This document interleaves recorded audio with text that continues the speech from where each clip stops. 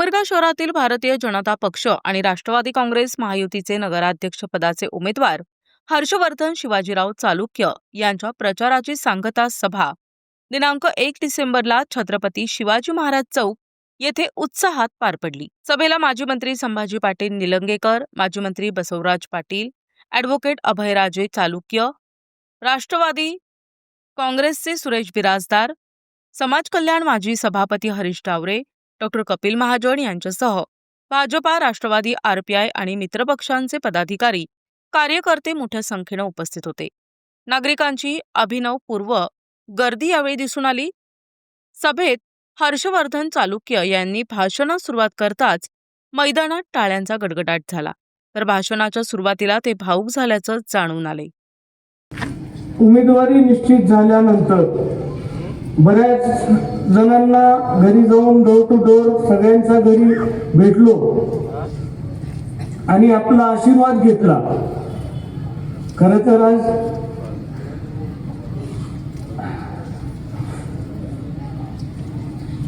दादांची आठवण घेतली।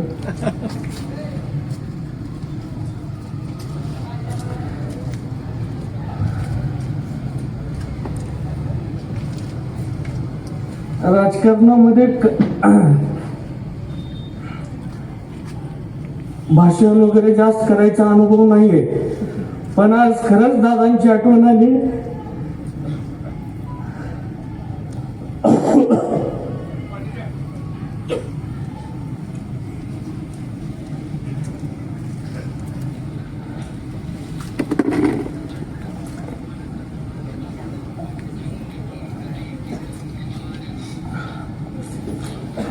यानंतर हर्षवर्धन यांनी थेट शिवसेना काँग्रेसवर घणाघात सुरू केला।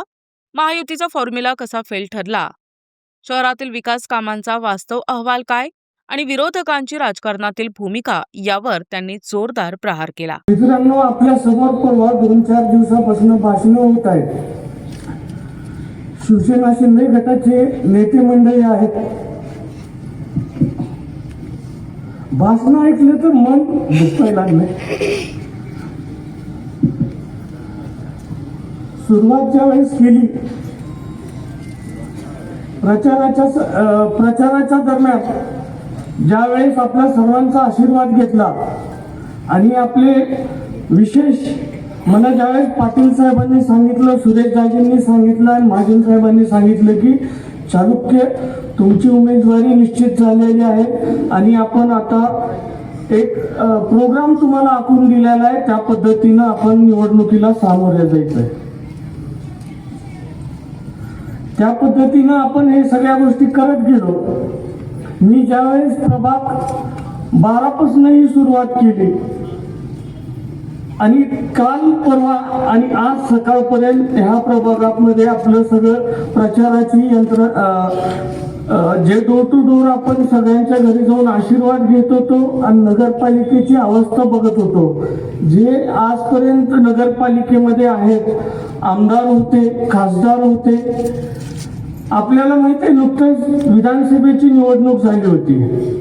त्या निवडणुकीच्या दरम्यान आपल्याच महायुतीचे एक उपमुख्यमंत्री आले होते आणि त्यांनी सांगितलं की आम्ही उमरगा शहरासाठी, तालुक्यासाठी, विकासासाठी 2000 कोटी रुपये दिलेत। मी परेशान झालो। मानेसाहेब मी परेशान झालो। आता ह्यांनी एवढा विकास केलाय, 2000 कोटी रुपये खर्च केलेत। पाटील साहेबांनी, महाजन साहेबांनी, दाजींनी उमेदवारी फायनल केली आहे। आता लोकांमध्ये एवढं काम झालेलं आहे, ते असं म्हणत आहे। ज्या वेळेस मी खरं हे फिरून ज्या वेळेस वास्तव बघितलं उमरगा शहराचं, मी हैराण झालो, परेशान झालो। पटेल साहेब, एवढी बिकट परिस्थिती। विशेष सांगतो, आपल्या उमरगा शहरामध्ये साहेब हे मुख्य बाजारपेठ आहे आपली, म्हणजे आमची ही मुख्य बाजारपेठ आहे। दाजी, महाजन साहेब, इथं एकही बाथरूम नाही। घरातलं जर महिला आणि पुरुष जर इथं बाजारामध्ये आले तर त्यांना जर कुठं बाथरूमला वगैरे जायचं म्हणलं तर खूप मोठी अडचण आहे. बाहेर गावावरून लोक येत आहेत, पार्किंगची समस्या आहे. 1 नंबर प्रभागामध्ये ज्यावेळेस मी फिरत होतो त्यावेळेस तिथं जाणीव आली आणि तिथल्या लोकांनी मला सांगितलं, भैया 20 वर्षापासून आम्ही उमरगा शहरामध्ये एक शौचालयाची मागणी करतोय, पण मंजूर झालेलं शौचालय सगळं निधी तिथं उपलब्ध आहे, जागा उपलब्ध आहे, ते फक्त एका व्यक्तीमुळं तिथं होत नाही. तो व्यक्ती 12 महिने आमदार माजी आमदारांच्या गाडीत बसून फिरतोय. त्याच्या दबावामुळं अख्खा समाज तिथं वंचित आहे बाथरूम. बरोबर आहे का? 1 नंबर मधले कोण कोण इथं आलेले आहेत? बरोबर आहे, बोलतो मी. खरं आहे काय? सांगा पाटील साहेबांना हे विषय कसा होता. बऱ्याच वर्षापासून आणि प्रत्येक प्रभाग वाईज आहे. ज्यावेळेस मी प्रभाग 8 मध्ये 9 मध्ये मुन्शी प्लॉट मध्ये फिरत होतो, पाटील साहेब मला नवल वाटलं. आजपर्यंत गुडघे आपण एवढे बघितलेत, खड्डे एवढे बघितलेत, गुडघ्या एवढे वगैरे, कमरे एवढे खड्डे बघितलेत, पाटील साहेब छाती एवढं खड्डा बघितलं. त्यांना विचारलं काय आहे? मला पहिलं बघितल्यानंतर त्याच्यामध्ये जनावरं होते. स्विमिंग पूल वगैरे केलं का म्हणलं 2000 कोटीमध्ये. इथं लोकांना नाही पण जनावरांसाठी आहे. शोकांतिका आहे. पाटील साहेब वाईट वाटलं ज्या नगरपालिकेच्या निवडणुकीसाठी आपण इथं सगळे एकत्र झालो, त्या नगरपालिकेमध्ये शौचालय नाही साहेब.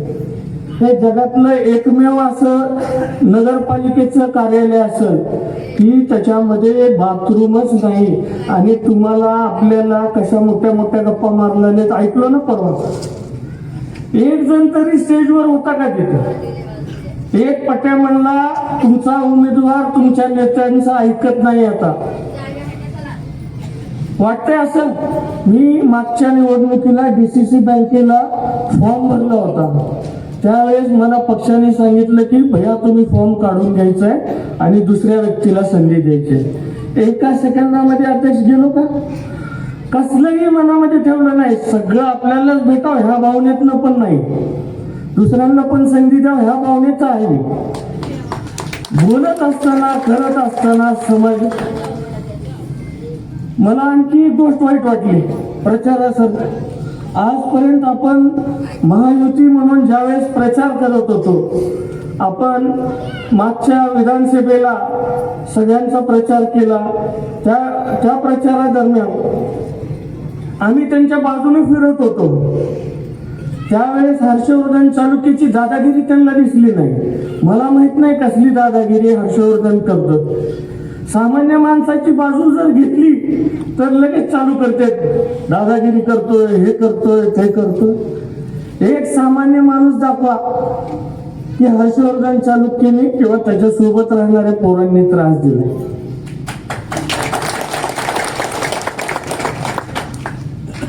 रवी सरांना पण मला विचारायचं आहे, जितेंद्र दादांना सुद्धा मला विचारायचं आहे.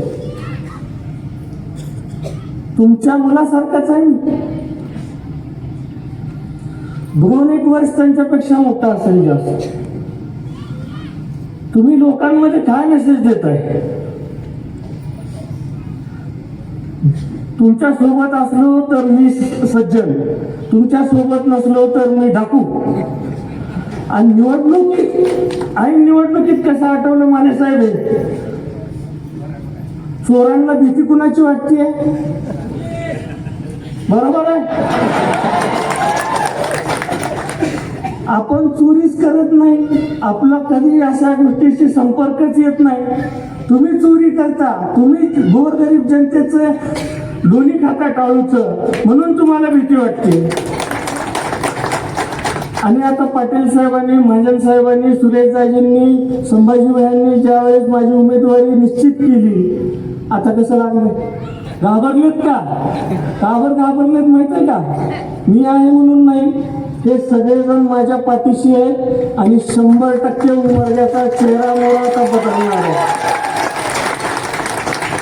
त्यांचा प्रयत्न होता की महायुती व्हावी आणि निश्चितपणाने पण ज्या पद्धतीनं मुंबईमध्ये बैठक झाली, ज्या पद्धतीनं तुम्ही तुमच्या उमेदवाराचे फोटो पब्लिश केले, व्यापाऱ्यांना, उमरग्यातल्या प्रतिष्ठित नागरिकांना फोन करून सांगायला लागलात की आमचं ठरलंय, आमची उमेदवारी झाली, त्या क्षणाला बसवराज पाटील साहेबांनी मला फोन केलं, हर्षवर्धन तुमचा फॉर्म तयार आहे का, जाऊन पहिलं दाखल करा.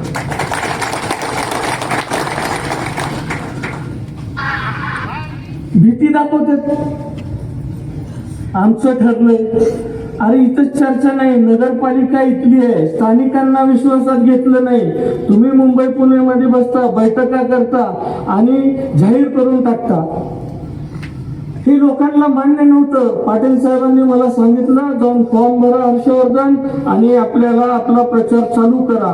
मी ज्या दिवशी फॉर्म भरला त्याच्या दुसऱ्या तिसऱ्या दिवशी उमरगा शहरामध्ये प्रचाराला ज्यावेळेस चालू केलं, काका तुम्ही माझे 20 किलोमीटर कमी केलं, 150 किलोमीटर फिरलोय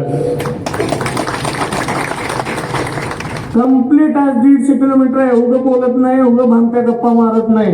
हातात मोजणारी मशीन आहे, पावलं मोजणारी मशीन आहे, घड्याळ आहे, त्याच्यामध्ये नोंद होत आहे. आणि बघायचं असेल तर मी सगळ्यांना दाखवू शकतो किंवा ते काढून सगळा डाटा माझ्या सोशल मीडियाच्या ह्याच्यावर टाकतो.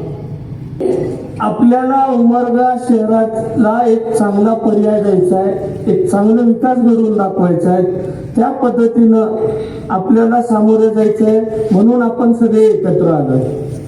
आपल्याला सर्वांना माहीत असेल आबोभैया चालुक्य माझे मोठे भाऊ आज त्यांनी बांधकाम सभापती होते जिल्हा परिषदला. कोणीही उमरगा तालुक्यातलं, उस्मानाबाद जिल्ह्यातलं आणि संभाजी भैया सुद्धा निलंग्याला आमदार आहे. कुठंही जावा तुम्ही आणि हर्षवर्धन चालुक्य किंवा त्याच्या आजूबाजूचे कार्यकर्ते गुत्तेदारी करतात हे सिद्ध करा आणि 1 कोटी रुपयाचं बक्षीस द्या. मुळात ह्या सगळ्या गोष्टी ज्यांनी त्यांनी केलं पाहिजे. जुनी म्हण आहे, सोनारानेच कानाला टोचली पाहिजे.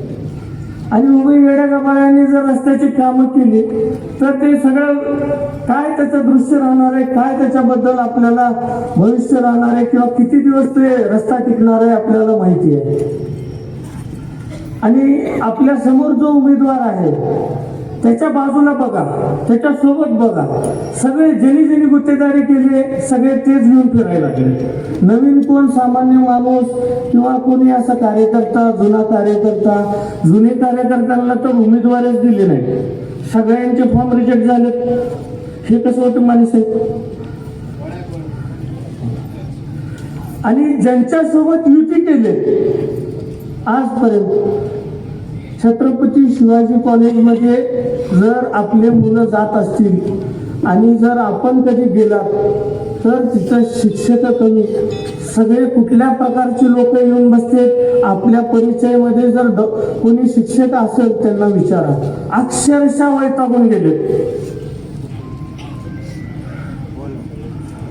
माणसाला हे महत्वाचं आहे. लोकांना माझ्याबद्दल भीती दाखवायला लागली म्हणून हे बोलायचं. स्वतःच सगळ्या गोष्टी करते आणि सगळ्या खापर माझ्यावर फोडलाय.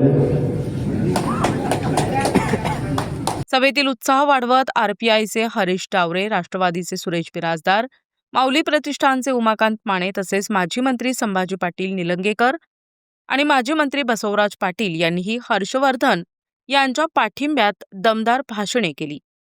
प्रतिनिधी सचिन बिद्री, NTV न्यूज मराठी, उमरगा, धाराशिव.